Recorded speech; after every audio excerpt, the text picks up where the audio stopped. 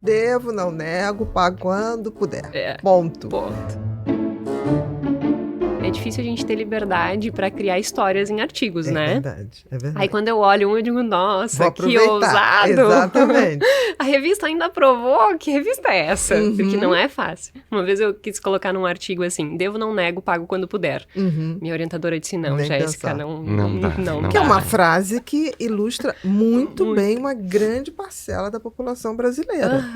Né? Sim. E fale sorrindo.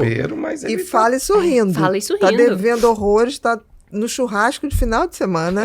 A mulher estressada chega, olha lá, tá toda endividada, mas tá feliz, olha lá, fazendo churrasco, tomando a cervejinha e fala, devo, não nego, pago quando puder. Ponto. Né? É quase uma exaltação. Né? É porque a dívida foi construída culturalmente como se fosse a única solução para ser viver, né?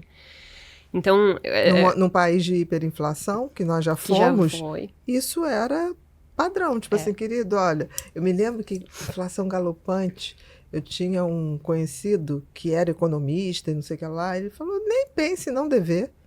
Num país como o nosso, tem que dever. Olha só, a prestação você compra até um avião. Eu falei, bom, vou levar o resto da vida pagando esse avião e vou morrer, vou pegar 2 encarnações e não pago. Ele falava isso. Não, é uma coisa que não tem nada a ver. Não vai construir qualidade de vida no final das contas, né? Nunca.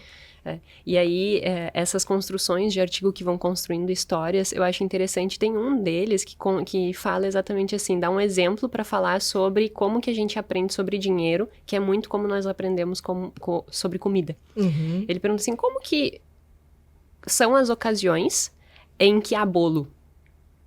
É um aniversário, é uma comemoração, entre que nós estamos com as pessoas que tu mais gosta, com amigos. Então, comer bolo não é o bolo, mas é o que tu aprendeu sobre o ato de comer um bolo. Aquele aprendizado te gerou aquele calorzinho no coração. Sim, traz o afeto. Traz o afeto. Então, muitas pessoas, às vezes, vão olhar a alimentação, elas não estão comendo porque ela está com fome, mas ela está buscando esse afeto. Exatamente. Com o dinheiro acontece exatamente a mesma coisa. Ele deu esse exemplo para ilustrar de uma forma muito didática que com o dinheiro acontece exatamente a mesma coisa. A gente aprendeu, muitas vezes, que, por exemplo, um pai que está sempre ausente.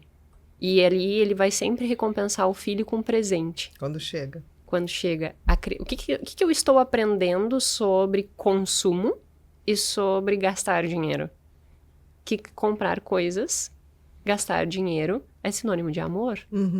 Então eu preciso disso para viver. E aí isso vai gerar Ou então precisa disso para ter alguém. Eu já vi muita gente assim, gastar muito em dar para alguém. Né? Como se aquilo fosse garantir um afeto. Pode ter um traço de personalidade que é a afabilidade. Dentro afabilidade. Sociabilidade. Dependendo da forma de tradução, né? Que é um dos 5 traços de personalidade, que é essa pessoa que ela precisa servir ao outro para ela se sentir amada. Exatamente. Então, ela vai lá e ela vai querer isso.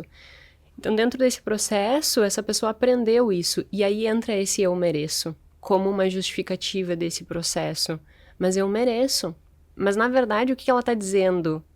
Isso significa para mim amor. Isso significa afeto. Então, eu mereço amor, eu mereço afeto, então eu vou comprar. Então, eu vou gastar. Já que eu não tô tendo. Já que eu não tô tendo amor, afeto, exato. Eu me dou. Eu me dou.